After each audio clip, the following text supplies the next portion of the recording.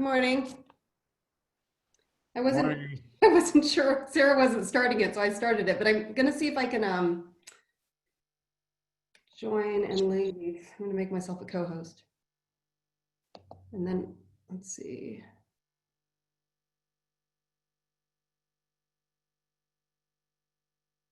Oh, here we go.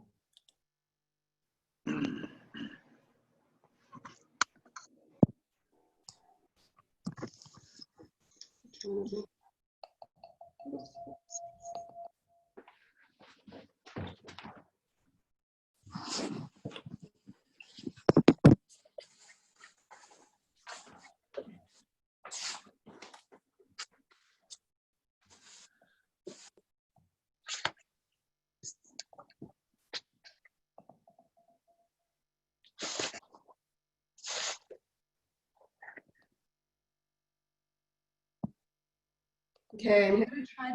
I'm gonna try with one account and hopefully not shut it down. Elise, we see you twice. I know. And you're echo. I just don't want to end the meeting. Let me mute myself. Okay, how do I get it? Nice beard, Jamie.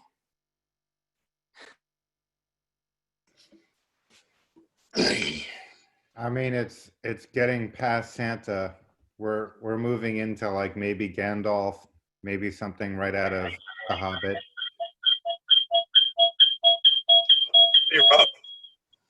Feedback. I think. Morning, everyone. Morning, Brian.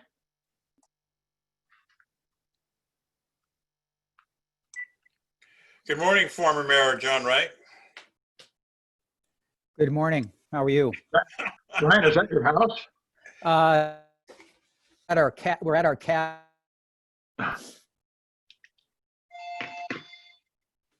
That's the new San Anselmo Library, Rich. Yeah, very nice. You're up in your cabin, John? Yes, sir. Oh. Layla and I were disappointed not to see you and Ruth this morning as we were biking around. Yeah. Well, normally we would see you.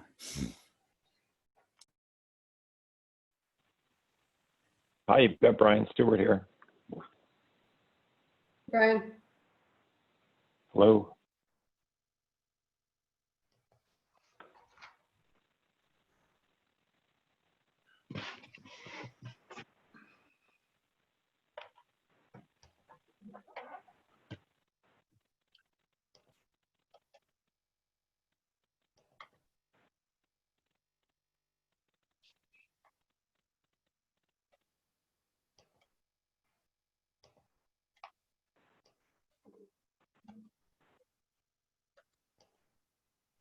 Yeah, I can talk right now. I'm sorry, I'm in a meeting. Can you call me back later?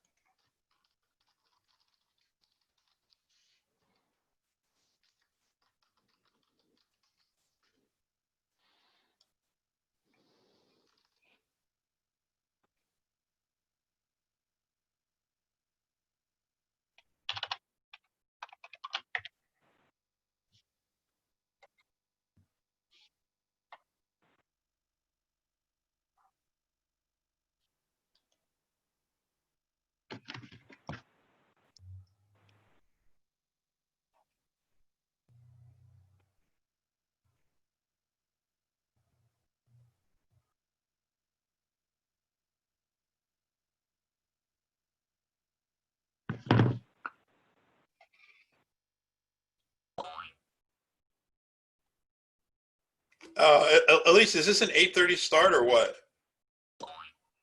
Yeah, I'm concerned that Jessica's not here. What do we have first? We can get going maybe and start approval of the minutes. Well, no, I'm just sort of like, I thought it was 8:30. Has anybody texted her or want me to text her or what's going on? Let me give her a call. Brian, I think it was an 8:37 start. You might not have gotten that updated memo. Well, I'm just trying to sort out like where, Look, as soon as you get down from that ladder are you on the like 7th shelf that you're getting those books from? Yeah, as soon as you get down from there, we're ready to begin. I try and provide an interesting Zoom background.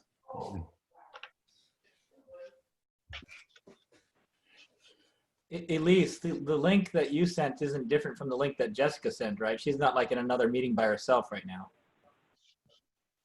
She could be. I joined a different meeting originally, I'll be honest. That's happened before. I've seen 2 meetings for the same thing before. Uh-oh. Might want to someone text her or call her. Maybe Sarah's in that other meeting. Let me click on this link.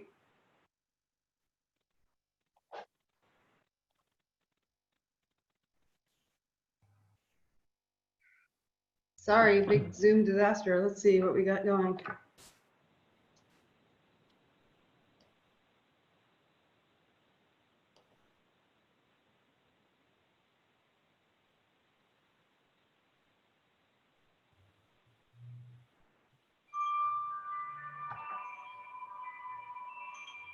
I'm calling Jessica right now.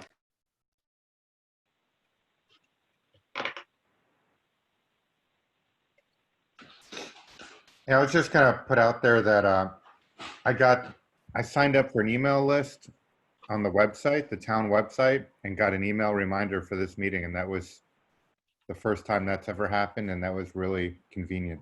So I don't know if I just finally got with a change to the website a year ago, or that was a newer feature, but Okay, can you hear me? that was really helpful. Can you hear me? Yes, we can hear you. Okay, I don't see me. Let me find you. Have to put video on. Can you? Oh, there you are. Okay, can you hear me now? You shut it off again. All right, are we good? We see Yes. you, we hear you. Elise, can you hear me? Yes. We see and hear you. I can't hear anything. Hello? We can hear you. Oh, yay, okay. So we had some issues connecting with my computer, and so my husband's been trying to get onto his for me. So, okay, sorry about that. Are we ready to roll? I think we are. Okay, great. I'm Jessica Rising, and I'm the chair of the EDC, and I apologize for having connecting issues. I want to welcome everybody to the EDC meeting. I'd like to call this meeting to order, and I want to first of all let you know that any public comments will have a section at the beginning.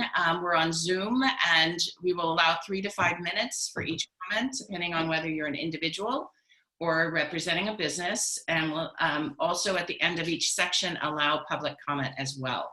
So I'd like to start off with approving the meeting minutes from May 12th. Were there any requests for changes?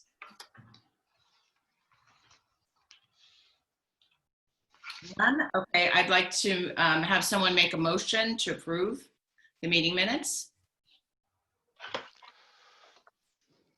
I'll make a motion to approve. approve the meeting minutes from May 12th. Okay, and can somebody confirm that, please?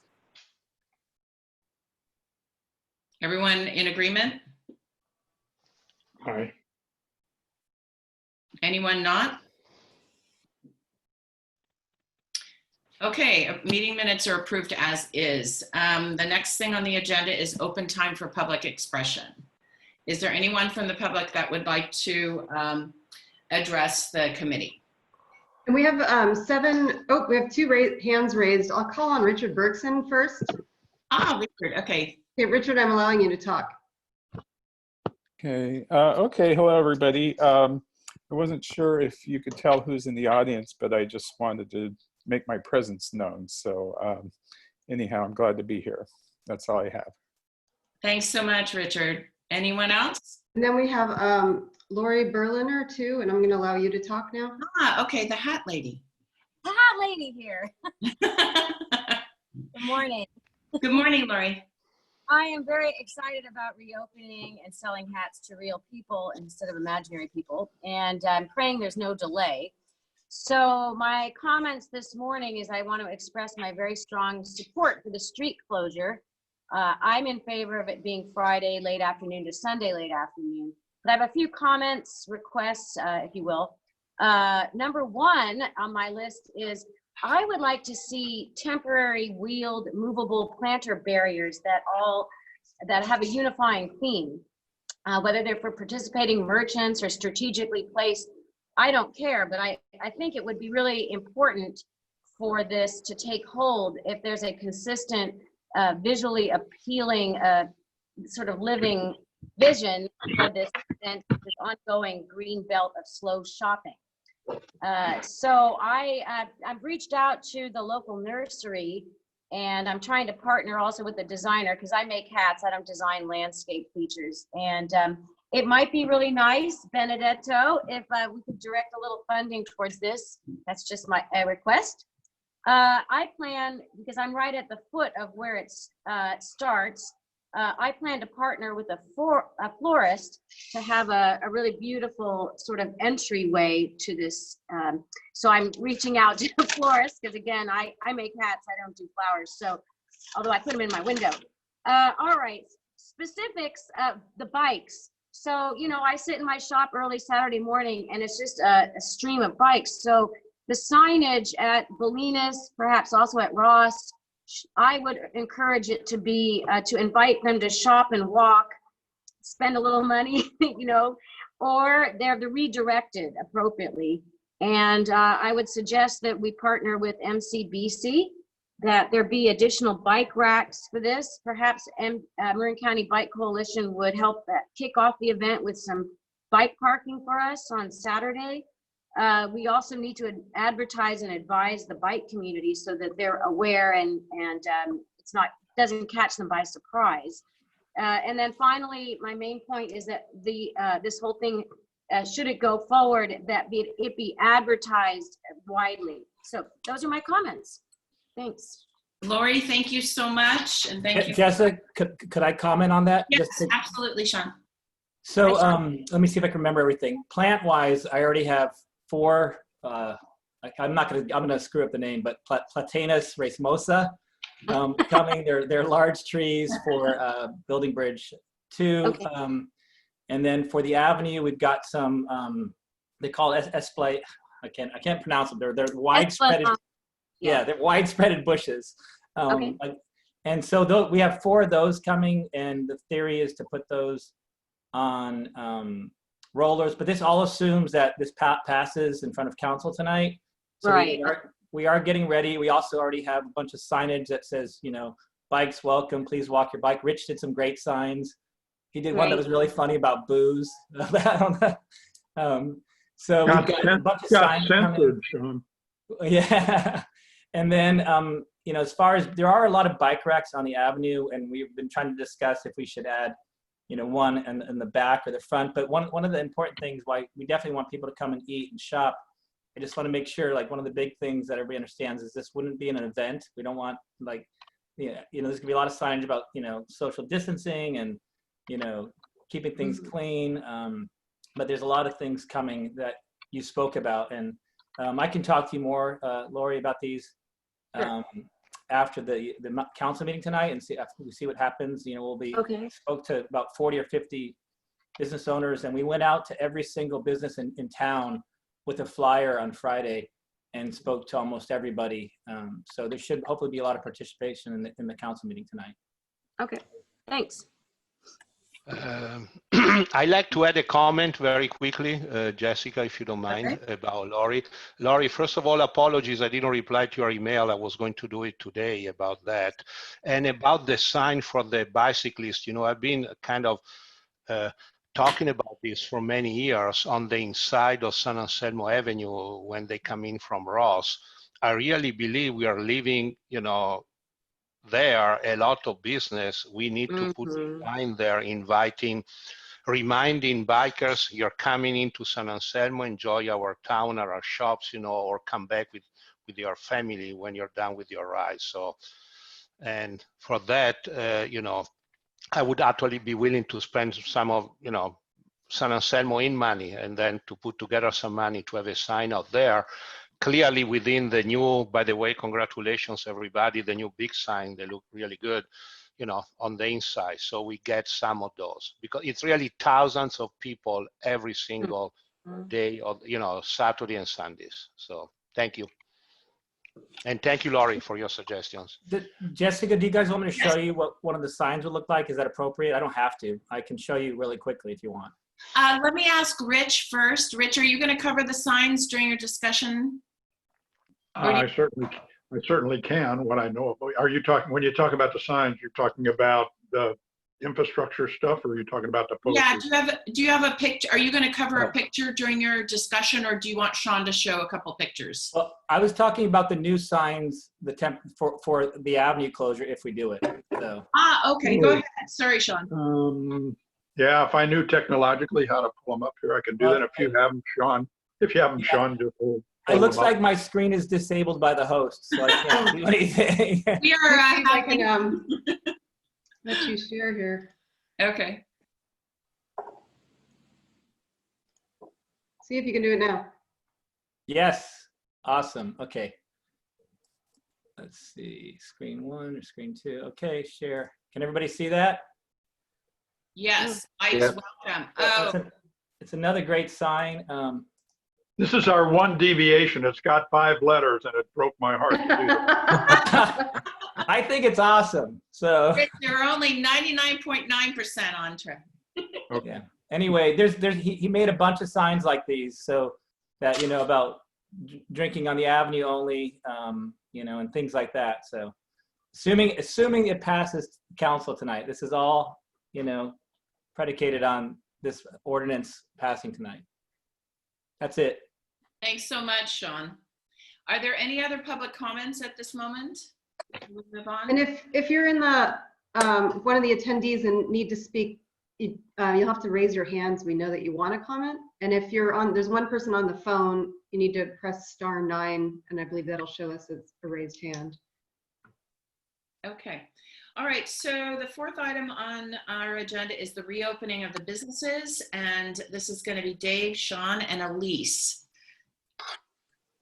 Okay. We just got the actual guidance from Marin Recovers, and I'm going to pull it up right now. There it is. So it looks like the indoor retail will, with a lot of restrictions, will open up on Friday the 12th. Oh. We initially thought it was going to be the 15th, but they're going with the Friday the 12th. Since this information just came out minutes ago, we'll need to use our business list to send it out, because this is great. This is the earliest. Breaking news. This is the earliest, and Elise commented too, that we've ever received. We usually get it at the same time the public gets it.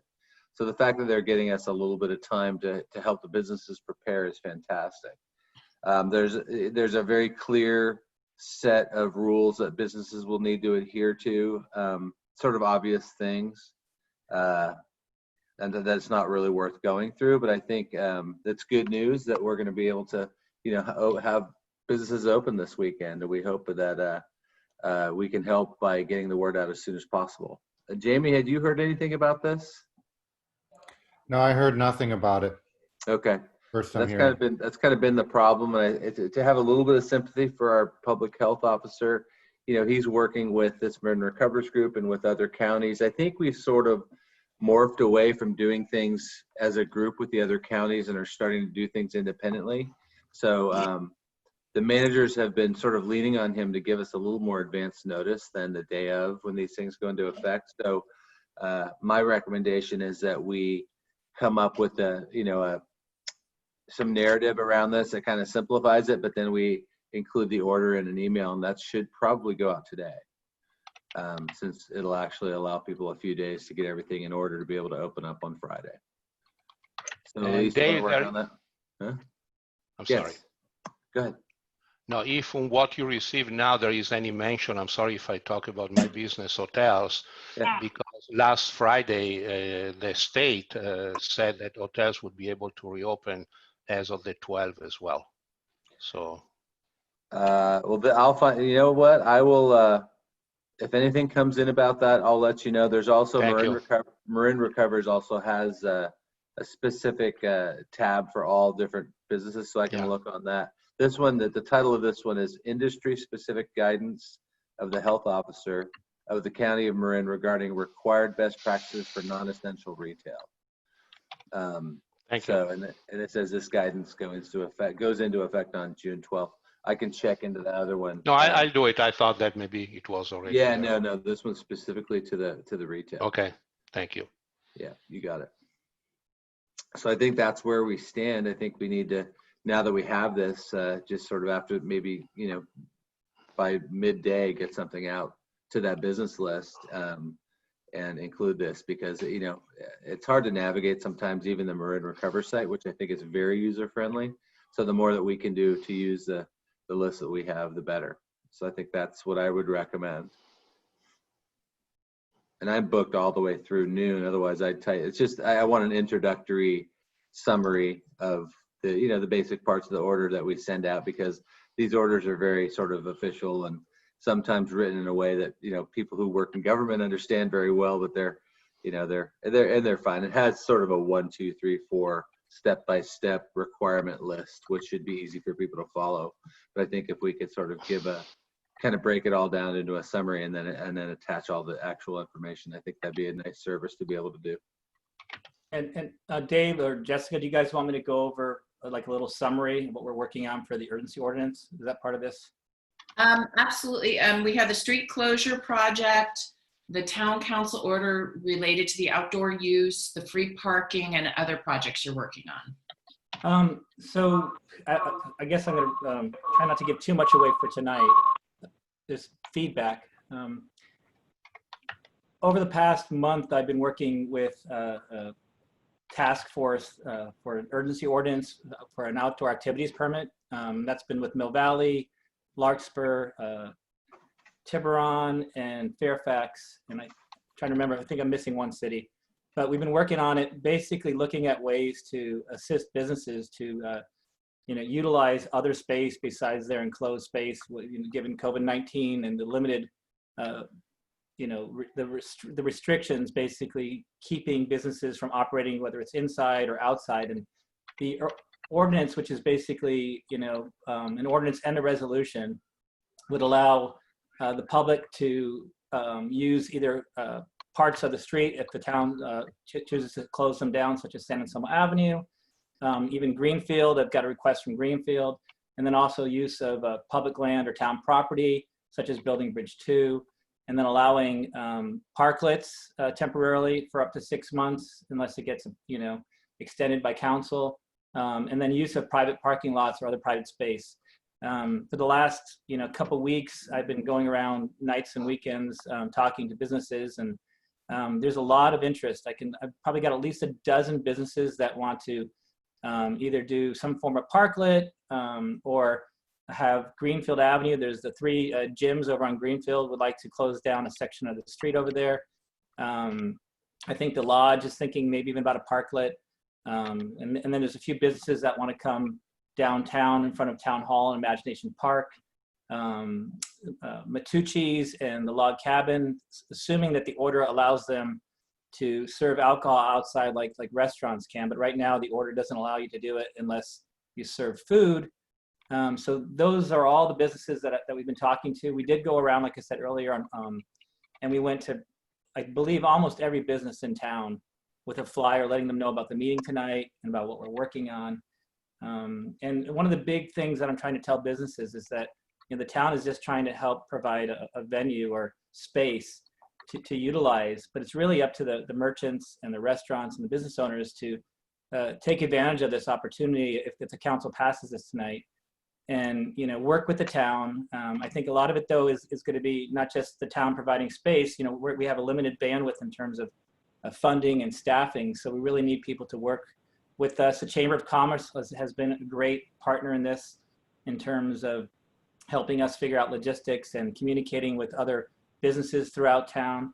The Building Bridge 2 is moving fast forward as a space that can be utilized.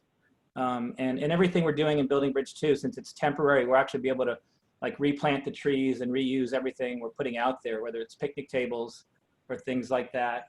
I can tell you, personally, professionally, I put a lot of time and energy into this. I'm hopeful that this is something that community sees as positive. I can tell you tons of residents are really excited. I've probably spoken to hundreds of people about this, and there are a few businesses, I'm going to repeat all this tonight, but there are a few businesses that are a little bit worried about parking. I would say actually just one or two have mentioned about parking on the avenue in front of their business. But one of them is willing to try it, and the other one I think is, I haven't really heard, if they're open or not. But for the most part, I would say most merchants are positive, and restaurants and business owners, and definitely the residents of the town, from what I can tell. And I'm hopeful that there'll be large participation. I really urge people, whether you're for or against this, to please speak tonight, because I think it's really important for the community to come out and let us know what they need, and that the town is trying to assist in any way it can. I'll take any questions if anybody has questions. Yes. Go ahead, Lori. You've got Yeah, I don't know if she still has her hand up. I don't know if she still wants to speak. Oh, I meant to lower my hand. My apologies. Okay. Yeah, so first of all, really, Sean has been doing an amazing job. He has been all over the place all the time. So thank you, Sean, for the energy and the enthusiasm. And I have, first of all, a quick suggestion I meant to email yesterday to you and Dave, and I'll do it now. And then about the closure of the avenue, what we've been getting back as well from some of the members. I think that considering that what we have been doing there, what has been done is temporary, and how people are ready to jump and find possible criticism no matter what people do, may be a sign out there or a banner, say, I don't know, phase 1 or 3 of the new something, because I'm telling you, people make, and Pat can confirm that, stupid comment because it's not clear what's happening. We know, so I know what's going on, and it's great. We took the walk last week. So just a suggestion, maybe to say this is phase 1. I don't know, whatever you think might be a good idea, to have people understand why it's happening that way, and then what is going, maybe phase 2 and so on. Just a suggestion. So to preempt criticism, to preempt a stupid criticism about the project. And about closing down the avenue, we are all for that. The chamber and the board, we have been meeting even yesterday. However, I have to tell you that some merchants, and this is the same, deja vu with the Arts and Wine Festival. Oh, the parking, I'm going to lose business because they cannot drive down right in front of my store, they cannot walk 50 yards. So just for you to know that some of them have been calling some of our board members. Nobody complained to me directly, but yesterday we had a meeting of the chamber board, and some of the board members reported personal comments about that. So just for us to know that, no matter what people do, somebody will criticize it. So just to be ready. However, 100% of the population wants to do it. Everybody wants, the residents, they really like the idea, everybody. So it's a matter of logistics for each store. Thank you. Thank you, Benedetto. Just to address one or two things that Benedetto said. Parking, one of the things, literally for almost any business, either across the street or around the corner, within half a block, like this is one of the things that I'll talk about tonight in more detail, but this is really different than like a country fair day or the Arts and Wine Fest. So the reason it's really different is because these are small sections, and each parking lot, Tamalpais, Tunstead, Pine, will be completely open. And I'll show it tonight in a PDF, that the parking is completely accessible. So almost any business that has that's on that stretch, or one of those two stretches between Little Pine and Woodland and Tunstead and Tamalpais, will have parking within half a block. So, it's walking or being far away, that shouldn't be an issue. And I don't know about you guys, but I come down here all the time on the weekend, and our parking lots are not full. And especially now, there's parking everywhere. So I'm hopeful that actually parking does become a problem because of this. So that's what I'm saying. But again, you're going through an open door with me. I'm just telling you that unfortunately there is also somebody already complaining. And I agree with you. There is plenty of parking. Benedetto, are people putting their complaints via email and sending it to Sean? Because I always like to see what exactly somebody is, what the real issue is. Have you encouraged your members to send any concerns or requests to Sean? I would recommend that we do that instead of just talking, have them shoot off an email. Absolutely, Jessica, we remind them about, tonight meeting and all of that, but sometimes they feel more comfortable talking with somebody they know than, or they're lazy. I know many of the business owners, and I did something unusual. I don't do this. First of all, I usually put my staff's email address on the flyer. My email address is on there, and I told everybody to email. And I actually also did something that is one of my #1 rules not to do. I gave many businesses my personal cell phone number if they have questions or concerns. So. And Kelly has her hand up. Yep. Sean, I know you cover all the grounds and you figure everything out, but I just had 2 questions. One was about, have we talked about or thought about bike parking, like maybe partnering with Marin Bicycle Coalition or something to try and get the bikers that are normally just going through town maybe to stop, but also all the families that might ride downtown, because a lot of people are on their bikes, to maybe have a place to park, and then also handicap parking. I know you were looking at that, but I'm just curious what you have on that.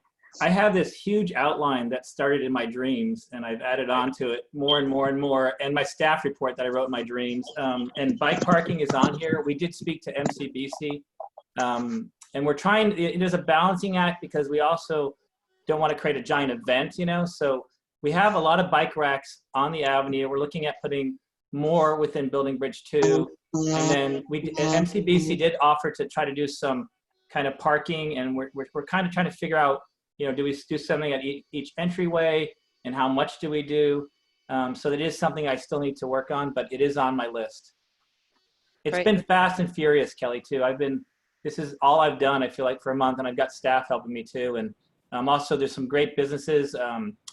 David and Curtis Swain have offered to help in ways, and Nev Hawk, Chris, and Pat, and in the Chamber of Commerce. So there's actually a lot of great help from people too. So I'm hopeful that, the big thing that Benedetto said, which is the most important thing, I think, is that this is a work in progress. So I've been telling all the businesses that if we do one thing and try it for a few weeks or a month, and every weekend we can tweak it and change it and add things, I think it'll be a living thing that we try to work on. So yeah, that's great.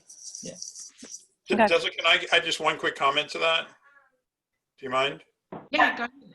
Yeah, so I was at, I was literally at 4 meetings last week with the head of the MCBC, who's been sort of stalking me about this bike stuff, because almost every community in Marin is doing this whole outdoor thing.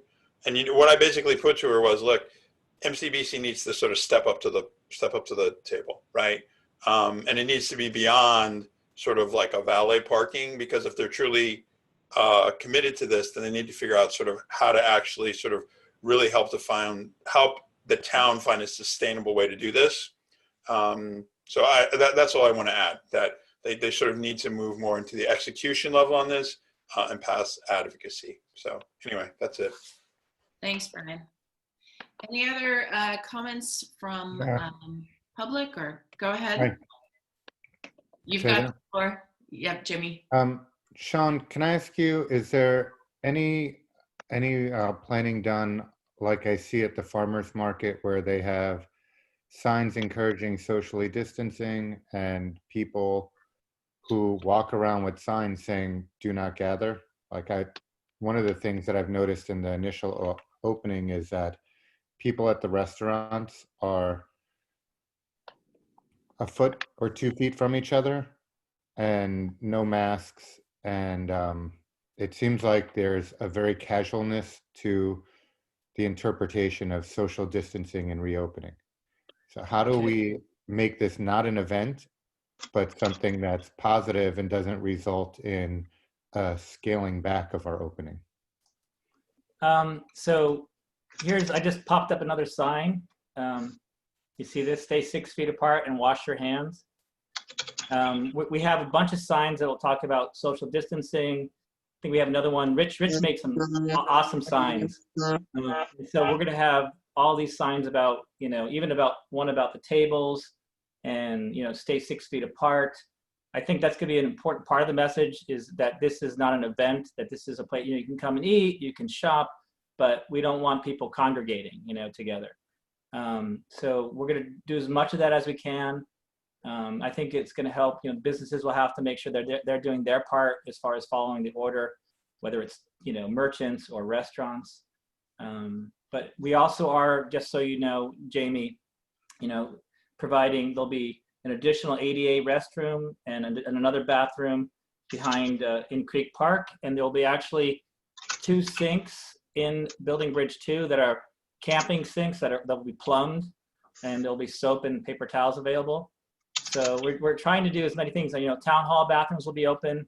And actually, I got a great coalition of people. I think it's going to be a combination of town staff, our cleaning service, and the fire department opening and closing the town hall bathrooms. So I have a quick comment about this sign. Kind of what I was envisioning is having almost like an A-frame in the middle of the street, maybe at each entrance, or somehow making a bigger version of this rather than just having it in the windows, like out of that plastic corrugation. As we do a lot of our other events, we actually have A-frame signs at the rec department that we could use, a number of them that just have these things Velcroed onto them. So I'm wondering if we want to, besides having these in the windows, actually have them out as like sort of event signs that are in the middle of the street as a reminder, because Jamie brings up a good point that people are starting to get a little too relaxed in a lot of our minds. So maybe there's having that sort of out there would be a nice reminder.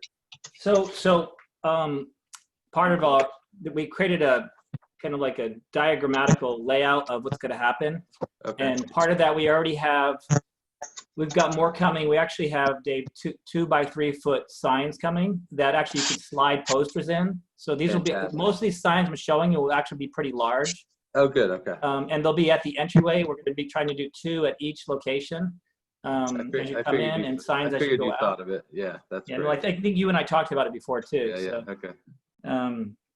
So we're trying to get in, and part of this too, which is important for the Chamber of Commerce and the businesses to understand, is we are going to need help. The town can set it up on a Friday, but we're going to need help from businesses to take it down. When it's time. Sean, can you clarify what is or Dave, either of you, if you know this, what is the rule regarding masks and wearing them when we close the streets like this? Or obviously it seems awkward in the restaurants to be like, you're supposed to wear a mask when you're eating or drinking outside.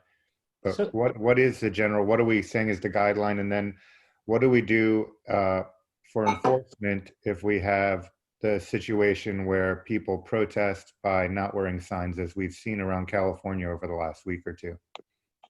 Well, my understanding of it, and someone else can clarify this, but from what I've read, is that you can take your mask off when you're dining, right? But when you're walking around, a lot of restaurants are requiring people to have masks on if you're around people. But if you're at a table and you're eating, or if you're social distancing, you can have your mask off. And we can create another sign. I think we might already have one. I can't remember. Rich, if you can chime in. Do we have one that says wear your mask? I think so. We do. Sorry, Sean, specifically for closing the streets, people walking through and shopping. So Sean, I think it's, I'd have to go back to the order, but I think they're mandatory if you're within 30 feet of another person. So I think that's going to mean people needing to wear them, and that's going to mean, peer pressure, because we're not going to have enforcers out there. So Dave, maybe this is something in the interest of time that we need to research and get back on. Sure. Would that make sense? Yeah, we'll re-look at it and make sure that we have proper signage to let people know what those rules are. Okay. Well, and also just the pictures from LA and Sacramento 2 weeks ago before the riots of the last week were just disturbing, and there's activists out there who are in our community, especially amongst the anti-vax group, who are protesting at events like ours that we're talking about doing, where they're organizing 30, 50 people and showing up without masks. And so it seems like we have to prepare for them, just like the police department prepared this week for protests, peaceful protests. We have to prepare for the same kind of peaceful protest of people who in our community, who are neighbors, don't want to wear masks. And I feel like we should anticipate that before they surprise us. I mean, if we have 30 people show up, we probably, doing that, we'd have to have a police presence there. So I don't know what else we could do. Oh, we would just, if they're breaking one of the health orders, our police are, our enforcement arm, we have some powers among the public health order enforcement, but I think, yeah, something like that, we would have to get the police, and they may, maybe that's their tactic, is getting some attention.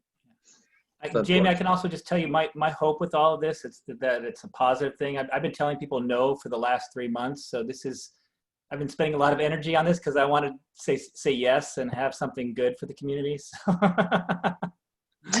Okay, I'd like to kind of do a time check here. Can we continue to move on the opening, what we're doing outside of this meeting? Is it okay to move on? Or do people want to spend more time on this? Jessica, can I just say one thing? It's Kelly. I just Yeah. think we need to take a moment just to thank Sean and his team, because it's like amazing what you guys have been doing, what you've pulled together in such a short amount of time. So anyway, kudos to you, Sean, and your whole group for really pulling that off. It's exciting. Thank you, I would agree. I like the dynamic nature too of how you're going to take each weekend at a time. I think that's really, really smart. So anyway, I'm grateful. And I think that the small test of change and involving the stakeholders has really been very powerful. So thank you to everyone. Okay, I'd like to move on and I'm going to give a quick update on our COVID-19 business initiative.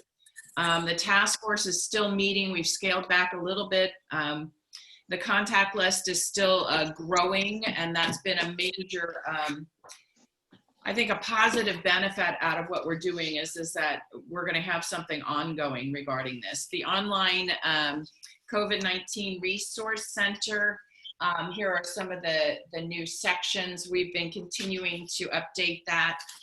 Elise has just done an outstanding job on pulling together whatever resources we can, whether it's financial, information on how to reopen, how to create a reopening plan, all of those things. It's continuing to be online and changing. The communication on a weekly basis, we've been creating newsletters that, again, gives whatever information we can that we feel would be valuable to people, that it goes to everybody out on the list, at least 600 people at a time, each time we send that.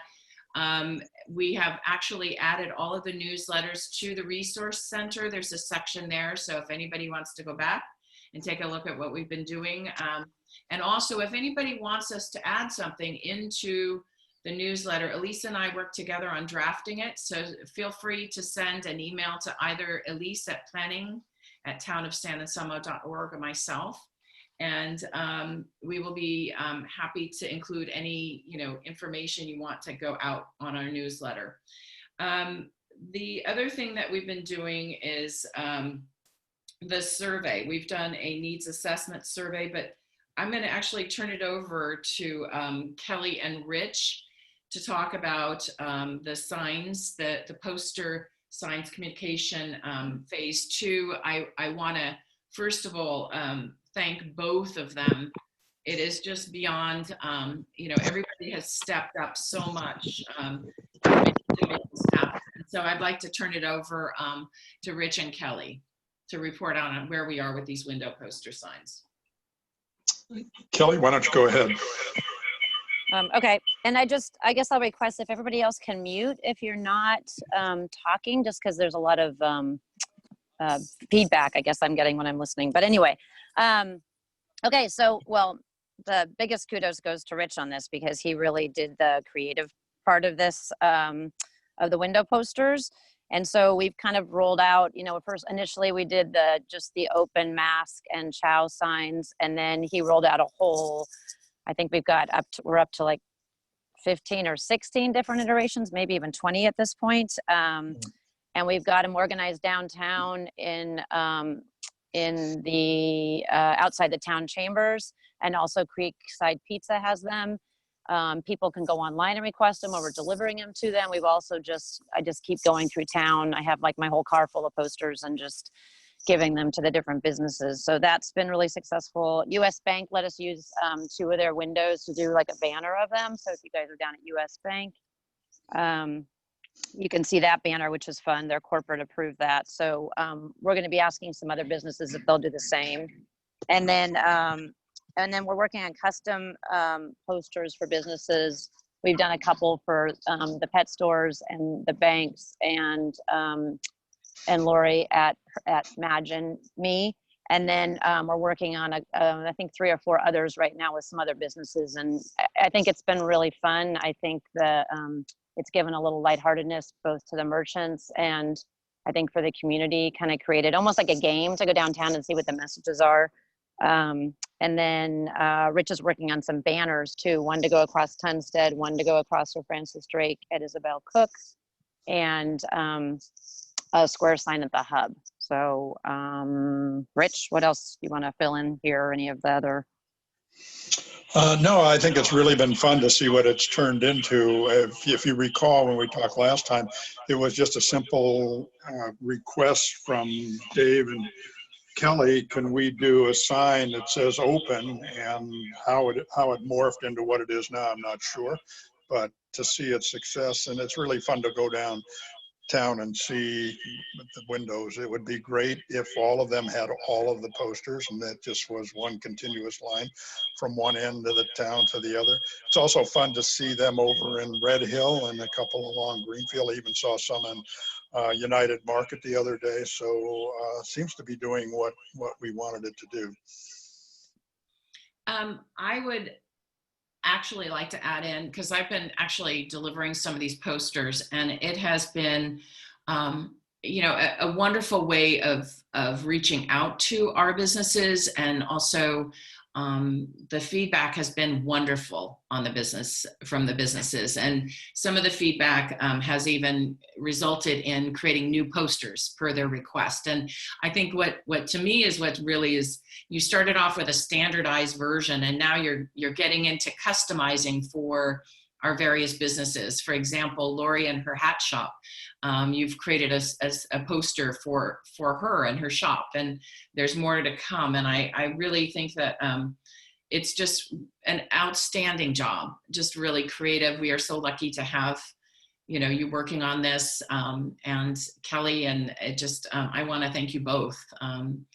And I'd like to put it out. Any other comments from It's sort of fun. I feel like I'm the town elf. You just, I wake up in the morning and I have these requests on my computer for posters, and Karen and I just crank them out, and you guys are so accepting. I haven't had any rejected yet, so that's kind of fun. No. Yeah, except for the booze one by Sean. The two other things I wanted to mention was an added benefit is like the dentist offices are asking for like the mask and open signs, and a painting company wants us to make smaller ones for their trucks. So they're like a moving billboard to remind people to come to San Anselmo. So there's actually been some real creativity. And I love that it's also including even non-brick and mortar, you know, other service industry. So that to me is a win-win too. Any other comments? Any public comments?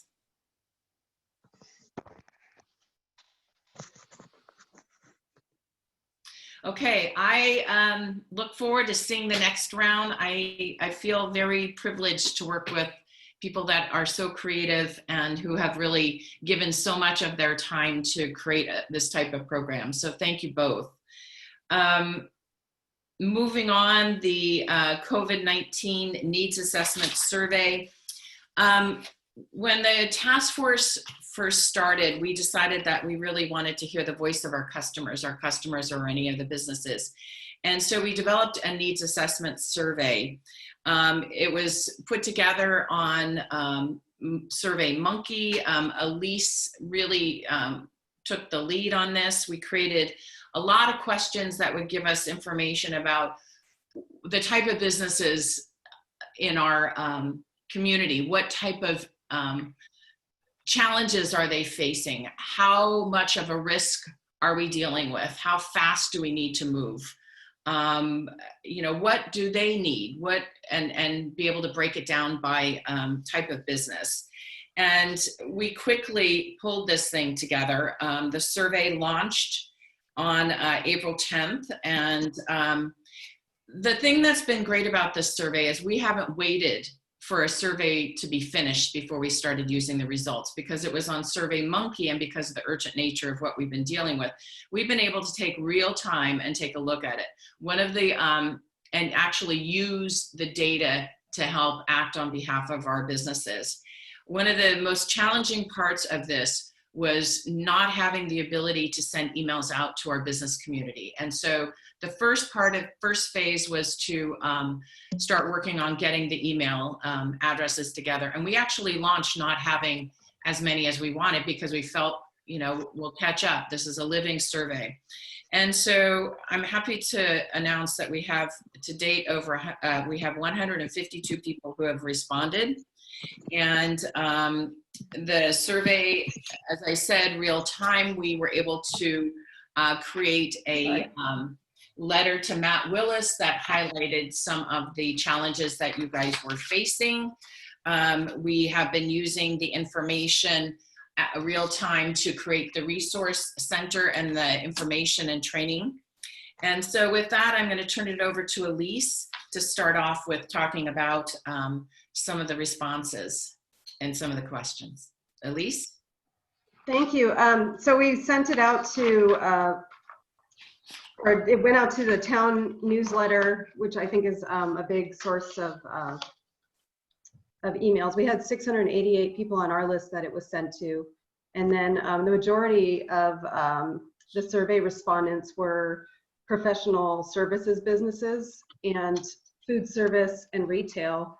And then a lot of other smaller businesses. Some of the slivers represent single businesses like funeral homes and Redlands University and Party Rental Center.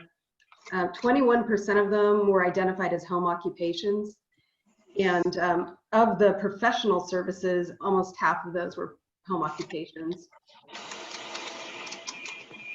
Most of the businesses have been in operation for over 10 years in town, with some of the other answers reporting really long business lengths. I think one business even reported 40 to 50 years.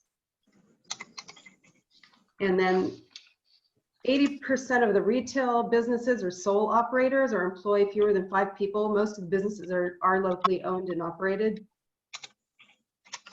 And then most of the businesses reported they lease their spaces. Of the retail respondents, 94% lease their space.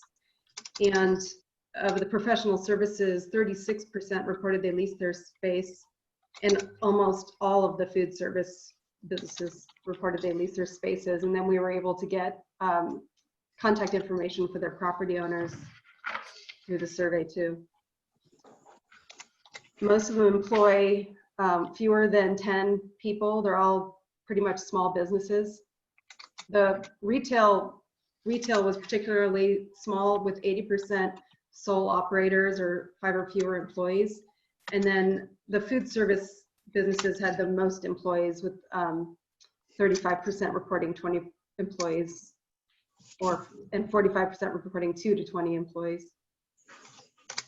So when I joined the EDC, one of the goals that I had was to really increase the online visibility and also have more of our businesses sell online, because I felt that that was something that would really be able to have people stay in business a lot longer. And so one of the questions we asked about, does your business have an online sales component? And almost 70% of those that responded said no. And only, a little over 20 25% said yes. And, taking a look at the revenue from online sales component. Can I have the next slide, please? Okay. There we go. You can see that, because when we're looking at the data, it's like, what can we use now, but also what can the EDC use in the future to help our businesses grow and thrive? And so you take a look, and there's like 35% of those that answered that said that that percentage revenue came from online sales, which is not very much, especially in today's age. Huge 50% said it wasn't applicable. So we're going to be drilling down into the numbers and really taking a look at what businesses we feel would be most likely to benefit from online sales and focus on that as EDC. So here's the next slide had to do with question 9 was about whether your business, Did I skip too far? actually, at least that's you. Yeah. There we go. Let me go one more. Oh, so this is pretty obvious one, that how many people have suspended storefront operations. When we did the survey, the majority of survey respondents responses came in the week of April 12th, and March 15th is when that shelter-in-place order went in place and was only allowing essential businesses. So this one was, of course, a lot of businesses were shut down.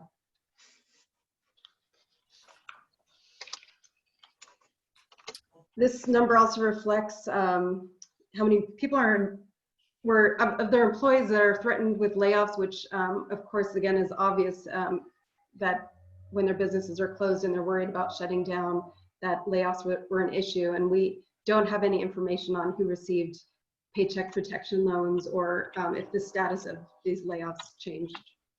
Which is actually something that we do want to try to obtain some sort of information down. The next one, how was your business, the coronavirus? Obviously the greatest was, the loss of revenue. That was something that we really have been focusing on. The rest of the items we can take a look at and use in the future. Let's go to the next slide. This slide was very profound, and we used it in the letter to Dr. Willis that we wrote. And I also want to thank John Wright, Councilman John Wright. He was very instrumental in drafting a letter to Matt Willis. And I want to reach out and just kind of acknowledge that contribution. Over 75% of income decreased for 54.67% of our businesses. That's huge. That's enormous. That really stood out to us. And so the next slide was, to me, just, there's a burning platform, and I don't have a brick and mortar building, but I can tell you that Lisa and I have, and Dave and everybody, and John, Kelly, everyone that has been involved in this has felt just tremendous pressure based on what we're hearing from people directly and what the numbers are showing. But, when, the question, if business disruption continues at the current rate, how soon will your business be at risk at closing permanently? We had a small number, like 5%, less than 1 month. 25% of responders said within 1 to 2 months they were at risk of closing, and 35% 3 to 5 months. Now, the people filled these surveys out like a month ago, so we have to kind of take a look at where we are in the numbers. And I'm telling you, I think that everybody that's on this call understands the urgent nature of trying to save our businesses. So at this time, the next slide is, what are you most concerned about? And this kind of went in. Some of the top concerns of those businesses that responded were 77.85% were worried about losing work, 51% paying their rent and mortgage, accessing government support was 40.94%, customer traffic 38%, employees financial, they were worried about their employees 37.58%, losing employees was also a top concern at 32.21%, making payroll over 30%, getting inventory 28%, and others. So, again, moving to the next slide, this is the gold mine for us. This is, and again, we didn't wait for the survey to be finished before we started moving forward. One is, the first thing that people wanted, over 70% of responders wanted information on financial assistance over the next 90 days. And so we concentrated on that right away with the resource center, the newsletter, everything, setting up a partnership with the Small Business Development Center, and arranging for classes and consulting and all of that. So, other we're drilling down into, but technical, here are some other things that people are asking for, which are going to be what the EDC members are going to be taking a look at, and what are the next steps with what we've done. But some of the other things, technical training on website development and e-commerce, technical training on social media, guidance on how to modify their business model, information on succession planning, information on selling the business, and costs and risks for providing new services like delivery. So in terms of the last slide, we asked the question, did you apply, what did you apply for assistance and funding? And so, 70% almost, paychecks protection, economic injury, disaster relief, student, small business loans, less than 10% apply for loans, which made sense. As I was talking to people, they're like, we're not going to take out a loan if we don't even think the business is going to survive. So you can take a look at where we are. But one thing that Elise and I and Dave and Rich and Kelly want to find out is how many of these people, those that applied, how many received, got funding. That would be interesting. So that's the survey, the results in a nutshell, in a condensed version. The results are going to be used by EDC moving forward on what are the next steps on what we can do to help our businesses. Are there any questions from anybody? Benedetto, yes. Hello. Yeah, I'm sincerely a little bit concerned about this, to me, bipolar approach.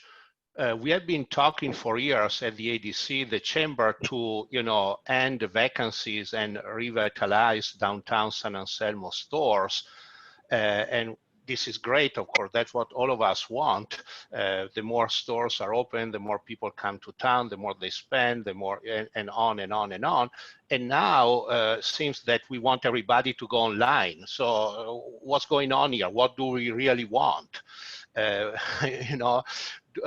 even from a town point of view, revenues, tax revenues, and sales tax revenues, do we really want everybody to be online?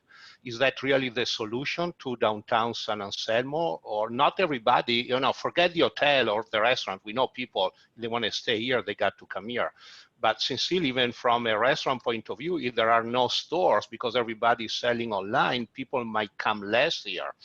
So I think that, the choice to have a presence online or not should be left to each individual business owner. They know what they're doing, and they feel that maybe it's better to spend 2 hours selling an expensive dress a day in person with that personal approach than selling 10 of them cheap online. So what do we want? Do we want downtown San Anselmo to stay alive, or with stores and retail and people walking around, or we want everybody to go online? I think this is very important. And I don't get why, sincerely, I'm a, people who knows me, I'm a, the market is always right in the long term. So each individual store will decide what to do. And there are plenty of help if you want to go and sell online. I don't think the town should be involved with that and not spend any energies, as a matter of fact. Well, I'd like to actually comment on that. First of all, this survey was not asking us what we think. This survey was asking our customers, our businesses, what their needs and expectations were, not only during COVID, but future. And so the numbers that I'm sharing with you and the information that I'm sharing you is based on what their requests are, what their opinions are. And so So I want to honor what it is that they're asking us to do. So again, we're not making any decisions about moving forward on anything. This was, you know, a needs assessment based on COVID-19. It also is a needs assessment that's going to be used for moving forward. On another level, I actually Can I speak in there, Jess? Yeah, go ahead. So Benedetto, I hear what you're saying, and I agree. I think what we need to discuss is what's the hybrid, because there's really no purpose of local stores that just deliver online. Those are more like our side street alleys, like Marin Power Yoga is on a side street. We have 2 companies next to us that just deliver online. And for sure, those businesses have a place in our town. They're very successful, even though they don't open their doors to town maybe but once or twice a year. What's the hybrid, or how can we encourage people to think differently? Like Town Flyer from the Good Earth was preparing to launch, and they've launched pretty successfully in terms of delivering local product to homes.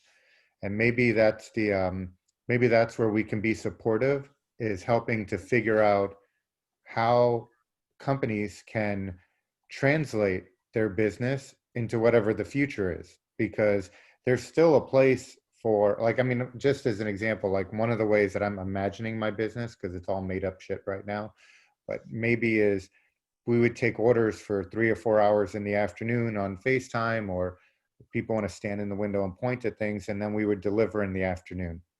And there is some hybrid model out there that hasn't been figured out, but there is some purpose to local business and this short connection to people's home. Like we are the final mile, literally 1 mile from downtown to almost everyone's house in San Anselmo. So there is some purpose, but what it is should be figured out by the market, like you said. I'd like to take a look. One of the intents was with this survey was to talk about the results, but not to you know, start working on the next steps with them. And so one of the things that we're going to be doing with the EDC is requesting a subgroup to take a look at the survey. And so I will be reaching out to all of the members to see who wants to be a part of that. So what I'd like to do is do a time check at this point, because we've got a number of things. We've got Brian to report on Marin Recovers. We've got Pat Townsley to talk about the proposal for the Small Business Relief Fund. And then I've also got Rich Burns to talk about signage. So if it's okay with everybody, I'd like to kind of put the survey behind us for this meeting, and then, but know that the plan is to put a subgroup together to start doing exactly what is being brought up right now. So is that okay if we move forward? Yeah. Okay. All right. So next up, Brian Colbert. Yeah. Hi, everybody. What I want to do is just provide a very high level of the various activities that are going on at the county, and in fact on the North Bay level, and then also touch upon some of what's going on in the other communities that I've heard or we'll be talking about. So the first thing is Marin Recovers, and that's the overall county recovery reopening, and it's kind of shifting right now. It has each of the industry silos. I will say I think there's been a lot of challenges around communication with that. Part of that is because I know a lot of the information that comes from the governor to our public health director has been last minute, as Dave has alluded. I know, Dave, you think the website is strong. There's actually there's some dissing intent with the website in terms of, one, it's not super friendly, and people have actually been looking at Sonoma and I believe Contra Costa. There is also a thought that while the website is a repository, it's not actually sort of very useful for a lot of small businesses like to continually go there. So they're really trying to figure out what might be those modes of communications to both businesses and consumers. The other countywide group is Marin Economic Recovers. That's led by supervisors Damon Conley and Junie Arnold. That committee is focused solely on small business, and in fact is changing a little bit, because before all the various chambers in the county had been reporting out. And I know the chambers had a meeting last Friday to see if that was the most efficient use of the committee's time. I believe the chambers are going to come together and speak out. One of the things that committee is trying to figure out is globally, what is the difference between reopening, which are the immediate challenges of small businesses, versus long-term economic recovery? You know, what in fact does that look like? One of the players on that is the Marin Economic Forum, and we've really been trying to push them to provide a meaningful set of economic recovery indicators here in Marin, so we know exactly, you know, where we want to focus our energies and our time. The other group, which I'm sitting on, which I'm co-chairing, is a collection of all the council member and mayors. And what I'll simply say is the conversation that happened before, and I believe it was you, Jamie, that brought it up, which is in terms of enforcement. That is to say, the state and the public health officer issue any number of mandates / guidelines for behavior on the part of tourists and or locals and of businesses. And when those guidelines and or regulations break down, what happens? And there's a real tension that's happening right now between the county is issuing the edicts and who's going to enforce it. Do we really want our first responders to be going to our local businesses saying, no, this is what you need, this is what you need to be doing? Or more problematically, what are we going to do when we have locals and tourists not obeying the guidelines? Is this how we're going to really build a strong community relationship? So that's a tension that is completely unresolved. And I will tell you, almost every other community in Marin that's wrestling with how to revive their economy is dealing with it. So there's no easy answer, but this problem is not going away. I will say in terms of the bike stuff, so as I alluded to before, MCBC has had any number of conversations with me and other counties. They really feel this is a strong opportunity to involve multimodal stuff. I think part of the huge overlay among all this stuff is the uncertainty around when are schools going to open. As we've all seen, there's just been a whole lot of kids out biking with their parents or by themselves that we wouldn't ordinarily see on our stride seats and, more importantly, our main thoroughfares. And the question is, when schools open, and it seems highly unlikely they're going to open in a form that we've previously seen, what happens with all those kids and parents that are out there using to be on the schools? What does that look like? I know the Transportation Authority of Marin is really thinking about what are the congestion patterns going to be, what is mobility going to look like. From the Marin Transit perspective, public transportation use in Marin County is down approximately 80%, and they believe that that recovery is going to be very long and slow. That is to say, particularly here in communities such as San Anselmo, and I'm taking apart San Rafael Novato, there's a strong probability that most of the people here will continue to work from home for a very long period of time. If school bus service is not financially viable due to social distancing requirements, what will that look like on our traffic corridors and our side streets? So these are some of the issues that people are wrestling with, I said, countywide and each town. The last thing I'll think of, and this sort of goes to the last one, and I just want to sort of cover this, and feel free to follow up with me individually by email, is there is conversations for the North Bay involving Marin and Sonoma in terms of what does the economy look like long term. There's a growing belief that, you know, a number of businesses will fail. They will simply not be sustainable. And while I appreciate all the feedback that we're getting from businesses, the thing I say in all these conversations is businesses need customers. And the balance between public health and the ability of businesses to generate revenue is the great tension. What we're hearing from communities is that businesses are desperate.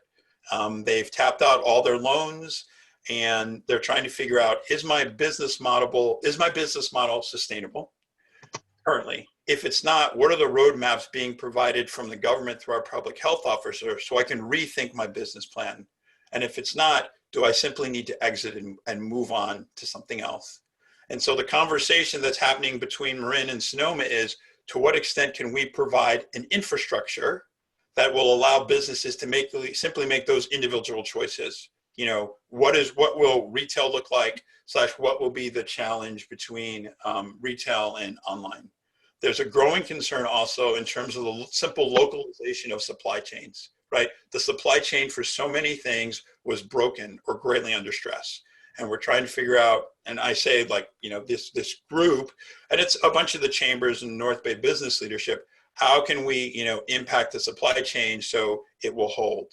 The anticipation in California is that life will not go back to normal, and we will in fact be hit bound by another significant shelter in place in the fall.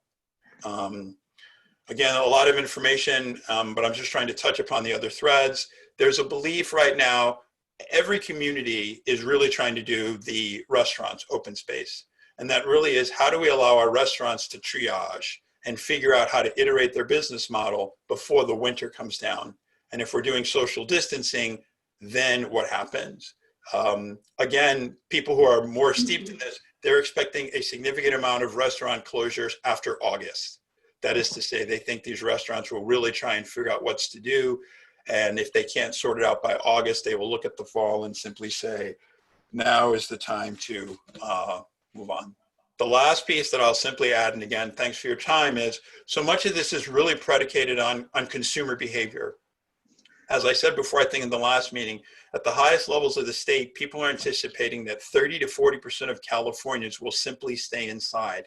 They will not resume their normal outdoor activities, whatever that means, shopping, recreation, engaging with their social cohorts. And so people are really waiting to see what that kind of consumer behavior looks like. Finally, like I said, feel free to reach out to me. Sorry to cover so much information, but I really feel it's important to be able to share this perspective. And thanks to all of you for all the work you're doing, you know, professionally, collectively, and individually during these challenging times. Thank you so much, Brian. Brian, could you repeat that last stat? How many people will not return to their regular patterns? What's the guesstimate? So, yeah, so this guesstimate comes, you know, and the guesstimate comes from Senator Mike McGuire. And so I use that, I say that not to name drop, but simply to say, you know, Senator Mark McGuire is conversing obviously at the highest levels of the state. He's a man of integrity. He's much more better placed than I am. So I'm saying like, this is a data point that I have great confidence in because he's having conversations. So the belief is, you know, 30 to 40%, just simply will not, you know, that's what they're operating out of. And what that means is the state is anticipating, you know, budgetary wise, you know, that the state budget will be impacted by, just to follow up on that briefly, anywhere between 30 to 35% of state income tax will not happen, which will have obviously huge downstream budgetary impacts. The only thing that will ameliorate that is if red state senators decide to vote for the next tranche, which at this point is $3 trillion. And so the question was put to Senator Mike McGuire, what can we do here in Marin, California? It basically was like, there's nothing to do.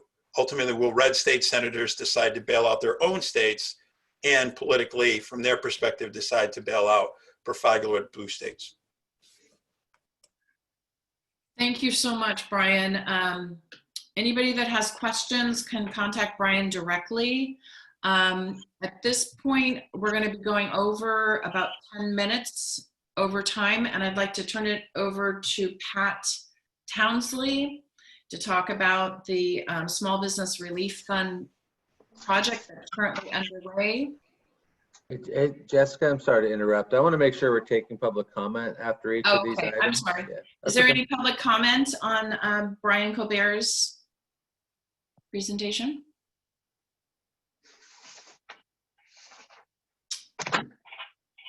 None?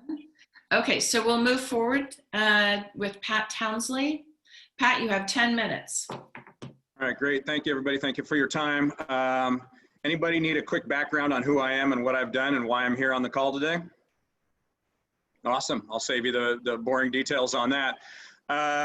2016, we crowdfunded Creekside as a project to bring restaurant vitality and life back to the Avenue after so many restaurants had closed by a single force of natural disaster, if you will.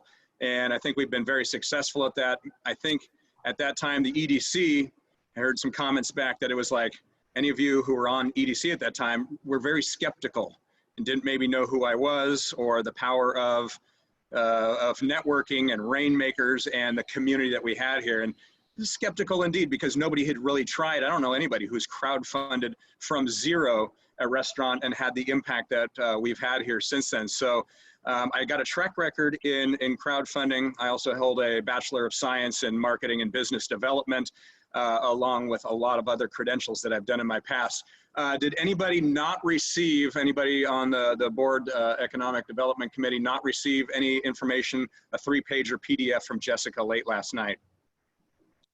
Okay, so I won't bore you with going through a PowerPoint presentation of this, and this is not really a proposal. This is going to happen. So this is moved past the proposal stage, and we are going to market on Thursday of this week, looking to raise $100,000 for our community. And as you may or may not know, it's a hybrid model, or as Brian appropriately called it, a forward-thinking model, where if we just give $1,000 grants to businesses, they get that money. They may or may not be sustainable. They may take that money and it might be a lot of money for some. It might be just enough money to get them over that hump and give them that needed push to be successful, make it through what may be the doldrums of summer or maybe the boom of summer, depending on where people are in their business lifestyle here, or business life cycle, I should say.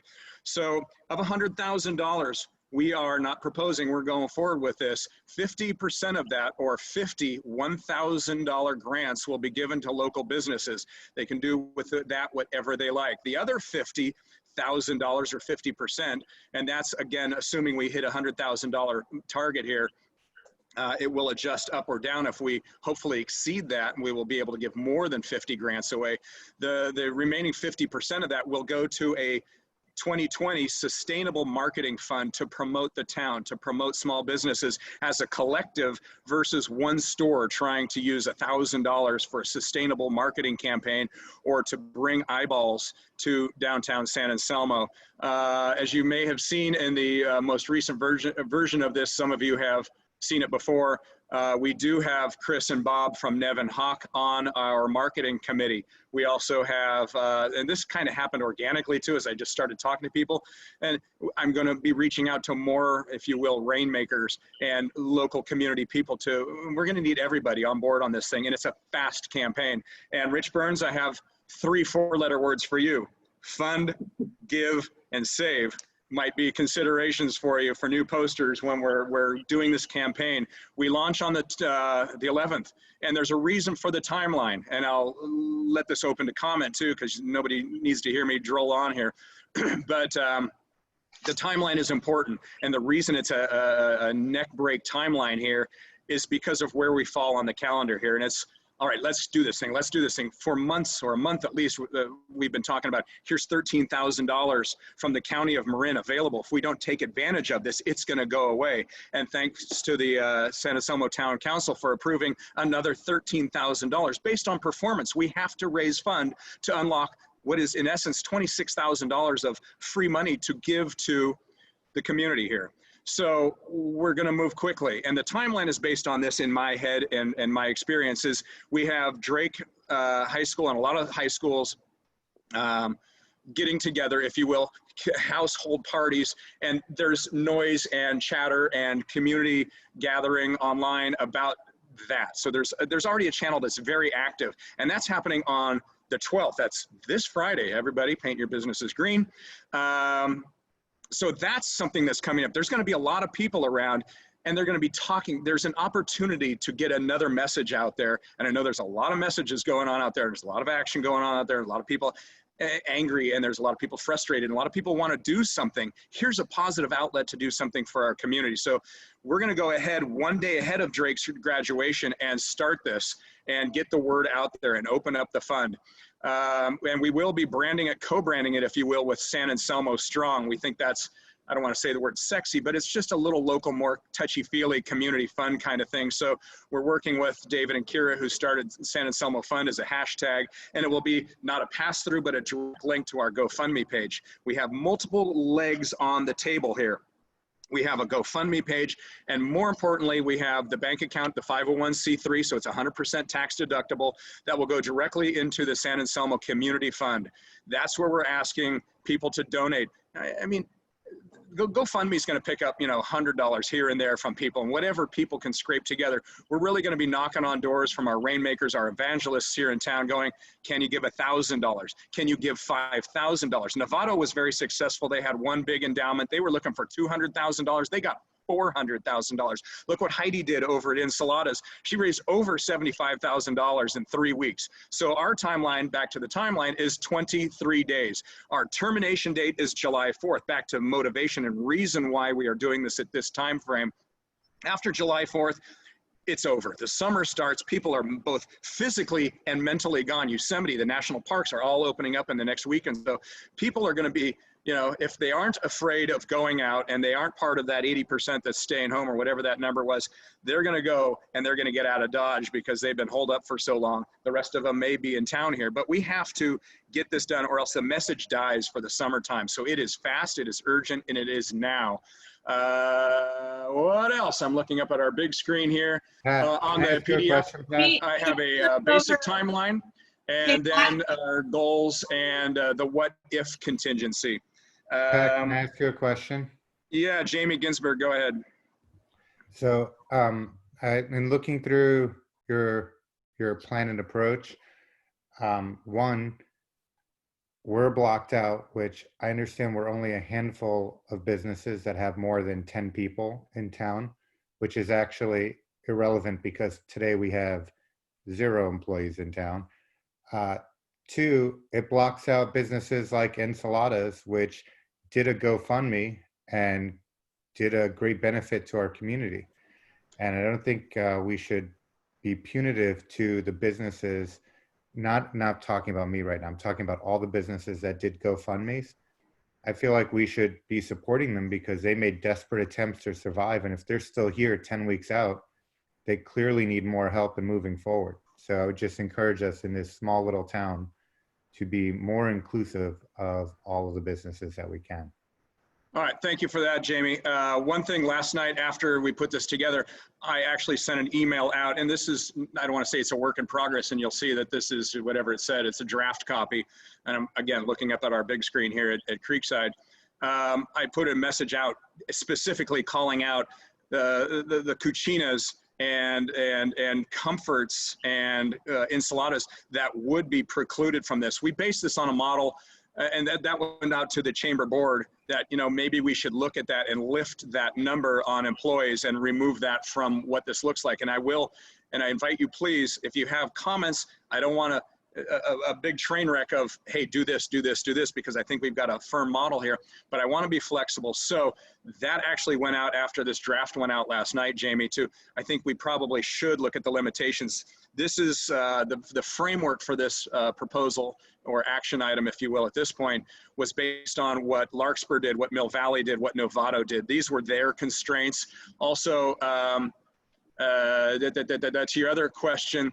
It says active, I believe, GoFundMe campaigns generated by the business owner. So I know that Caesar's Bikes has a GoFundMe page, but it's not being done by Caesar. So I said actively by the owner. So right now, Enchiladas, their GoFundMe campaign is over. What we don't want to do is have crossed mixed messages in the GoFundMe campaign here. So it says active campaigns. So Enchiladas is out, is in the clear on that one. And that number of 10, we will review that. And we have a call this afternoon to see, before we go launch this live to everybody, that we may increase that. And, if people have more than 20 employees, they probably do hit that $1 million in revenue kind of thing. And of course, Creekside, just because of our involvement in the Chamber of Commerce and our revenues at that point, and employees, because we have retained 95% of our employees to this entire thing, don't qualify. So any other questions on that, Jamie? Thank you for that. And I do hear your adjustments. And I would just say the other thing that, the people on the board for the chamber are the people who really dedicate the most time to the town and business, and they shouldn't be penalized for that also. Like, just because you've put in it's not like you're paid for all the time and effort you put in. And it just seems like we're talking about peanuts in terms of support. Like $1,000 is the basic start of helping anyone, and you shouldn't be punished for that either. Just my 2 cents. Pat, if you allow me to talk about that, I'm sorry, but that was a discussion since the beginning that I really wanted, and all the other chambers did. Jamie, thank you for what you're saying, by the way, but we felt that to avoid any appearance of conflict of interest, would be better if nobody sitting on the board of the chamber would get any money. We are okay with that. We discuss it. All the other chambers did the same.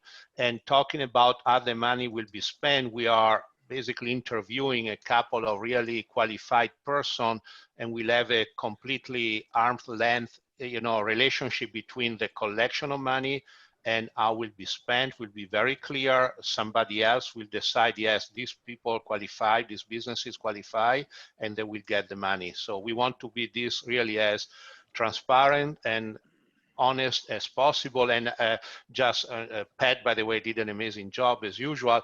And the money is going into the San Anselmo Community Foundation, not into the Chamber of Commerce, just to be clear. That is a fully non-profit, so we are doing everything by the book with the Attorney General. We have a lot of paperwork to be sure that, we'll comply with all the non-profit rules and regulations. Any other questions? Yeah, just real quick. We're almost out of time. On the chamber side of things, it's just some of the channels we have. We have the San Anselmo Eats. We have 2,000 unique views a week on San Anselmo Eats.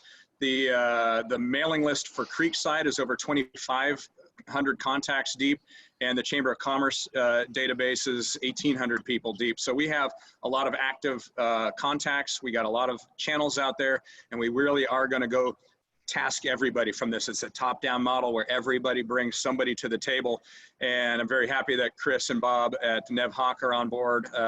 We'll be reaching out to a few more people to really get this thing going.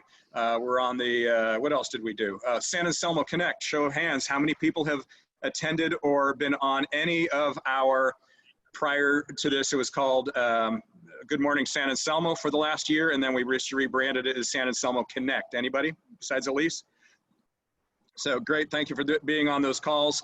This week we're going to, tomorrow morning, we're going to do a small primer on this. We're going to do a little teaser on this, kind of have people on the call. We're also speaking to how businesses are reopening in San Anselmo. We have Spruce on the call and Dr. Neil Krause. So we have Hair, Nail, Beauty on one side, and Neil Krause is a chiropractor. So I would encourage anybody to jump on, and go ahead, Jessica.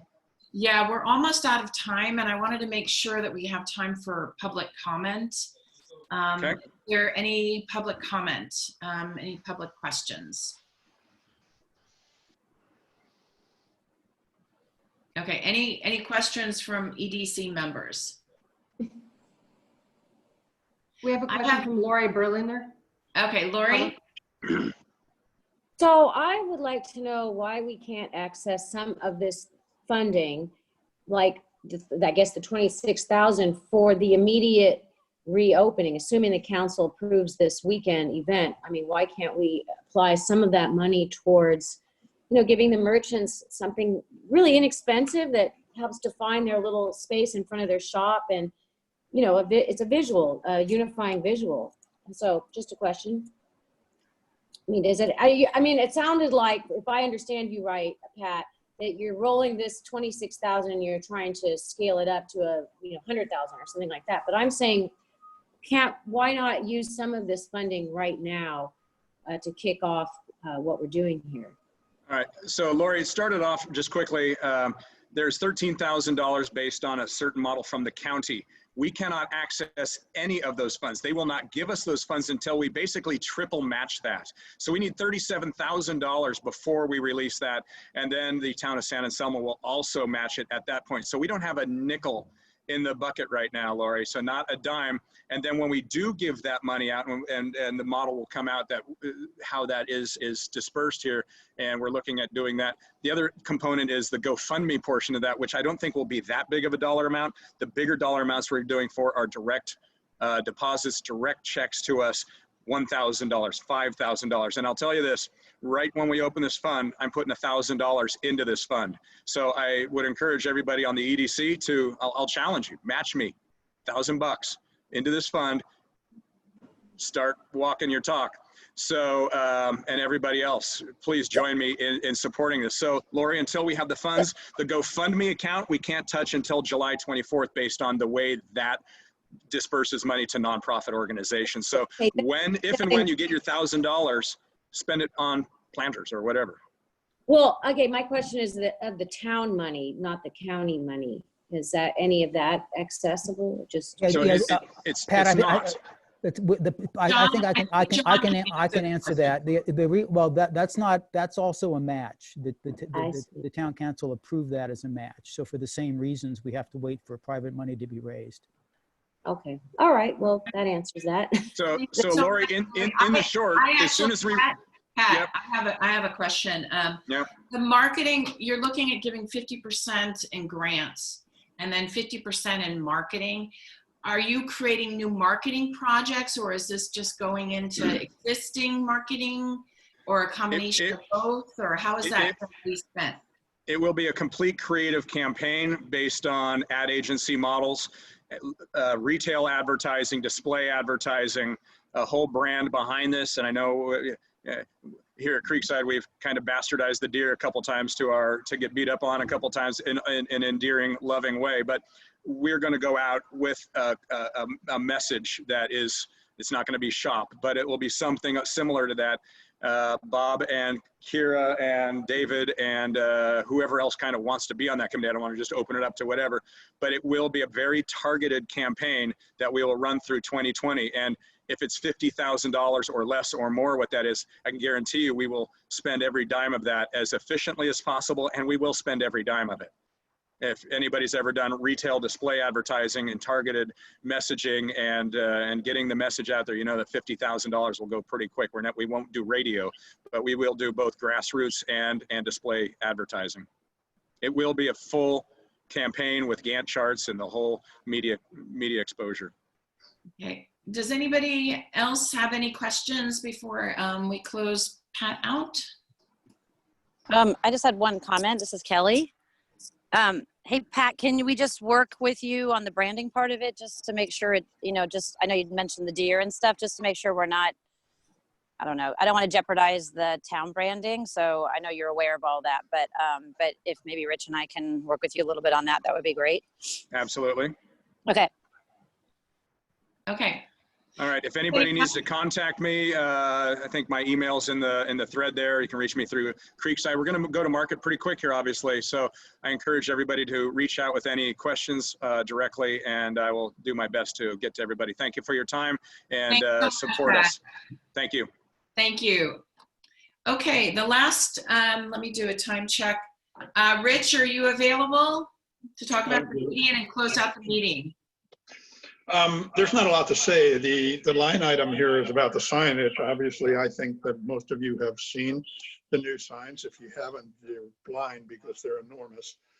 The medians, for all intent and purposes, are done. The identification signs at Tunstead and at the hub and the bus stop are done. Probably the next thing for the committee to talk about is the next generation of signs, which have always been in the works. But I don't think it's time to deal with that now. I think the medians are looking really great. I think our hats really need to go out to everybody who had a hand in that. But I really have nothing else to add at this point. Okay, well, we're going to close the meeting out. Is there any public comment on Rich? Oh, Jessica, I do have one question. Yes. Are we still planning to take out the old wooden signs, the funky signs that go back ever? Or are they historical markers now?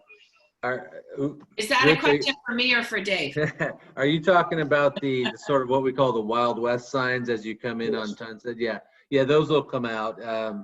We're sort of overwhelmed with other things right now, but yeah, those will be removed. And I believe we have a historic downtown sign, one of those signs at that left turn lane, Rich. So yes, they will be removed all in good time, as Sean will probably tell you as well. Okay, thanks. Any Oh, we have one comment from Brian Stewart who says the signs are awesome. Nice work, Rich and all. Any questions from any of the members of the public? Any comments? Pat? Oh. Yeah, thank you for the signage. It's beautiful. One thing back just in general, real fast, I would like to request that the EDC does a formal proclamation or some kind of endorsement statement for the fund that we're going to be doing here, getting behind us in addition to the town of San Anselmo and kind of everybody getting on board. We need all hands on deck, and we need as much collateral, as much power behind this as possible. So your endorsement is greatly appreciated. Thank you. Okay, so we will take that up with the EDC. We will discuss that with the EDC members. And Pat, I want to, excuse me, Jessica. Pat, I want to make sure we get this in Saturday morning's email goes out to a lot of people so we can talk about the content. Okay, any other comments? Apologies, I missed this, but about the sign, just wanted to say, Rich, thank you. And you are the talk of the county at every meeting we have been attending at the county level. Last week on Friday, we had a meeting of chambers only. Everybody's saying we got to do what San Anselmo did. So thank you again. Great job from all of us. Thank you. If we want to have some sort of vote in support, we should do it at this meeting because we won't be having another meeting for a long time, I think. Okay, so for supporting the, if you want to just have a vote of support for the economic or for the Chamber Small Business Relief Fund. Okay, so I'd like to hear from each person. Or if you could raise your hand so we can see it too, that'd be great. It's the San Anselmo Community Foundation is the technical organization. Elise or Jessica, do we need a motion? Yes. Can somebody make a motion, please? I make a motion to support the, tell me again what it is, Pat, the Marin, no, San Anselmo. Community San Foundation. Anselmo Community Foundation. Okay, Relief I make a Fund, motion yeah. to support the San Anselmo Community Foundation Relief Fund. And, okay, Jamie, you'll second it. Okay, so everyone in agreement, raise your hand, please. Aye. Is there anybody a no? Okay, so you've got our support, Pat. Thank you. Thank you, everybody. Thank You're you. so welcome. Okay, so I'm going to close out the meeting. I want to thank everybody for being part of the action-packed meeting. Our next meeting is going to be on July 14th at 8:30 a.m. Hopefully I'll have better connectivity to access and help facilitate the meeting. And if any of the EDC members have something they'd want on the agenda, I would appreciate getting notice from you what you would like to add, okay? At least 3 days, 4 days prior to the agenda. Thank you so much. Everyone Thank have you. a great day. Thank you. Bye-bye. Thank you. Hey, Scott. Can I unmute you? Bye, Rich. Bye, Scott. Bye. Thanks, everybody. Thank you. Thanks, Jessica. Good job. Thanks. Thank you. Yeah, if I could access the meeting. Yeah, I hope that wasn't, because Kim couldn't either, but she eventually got in using someone else's login. I hope there was. Yeah, what happened is I went to log in and it wouldn't connect. And then I tried the phone, it wouldn't connect. And I think I need to upgrade. There's been an upgrade. There's been an upgrade and it does mess up your computer. Yeah, I was upgrading it. And so what I did is I actually had my husband bring, I sent an email with the access to him. And so while I was trying to get a hold of you, I had him. So, you know, anyway. And I don't think we talked before, but Kelly had mentioned that we used to have our meetings at 8:45 and we never officially changed them to 8:30. So I don't know if we could put that on the agenda for next time, either officially changing it to 8:30 or going back to 8:45. Whatever the team wants is fine with me. So we'll put that on the agenda for next. I mean, we could do it at 8:45 and then talk about doing it at 8:30 since 8:45 is the official time. Okay. I just don't want to mess. We just make sure everyone gets there on time. Okay. So 8:45 then. All right. For the next one. Okay. So why don't we have an offline conversation? And Rich, again, thank you so much. Rich, are you still there? I don't think he is. His window is still there. His face is Yeah. there. His All sign, right. it lives on. Why don't Will you be at the town council meeting tonight? Will I? Yeah. I will. Yeah. Okay. I think it'd be good to hear if people are commenting, you know, if we all of a sudden get a bunch of negative comments, it'd be good to know, you know? Yeah, exactly. If they're holding them all you up. and I have an offline, let's get out of Zoom and let me Okay. call you right back, okay? All right. I'll call you in like 5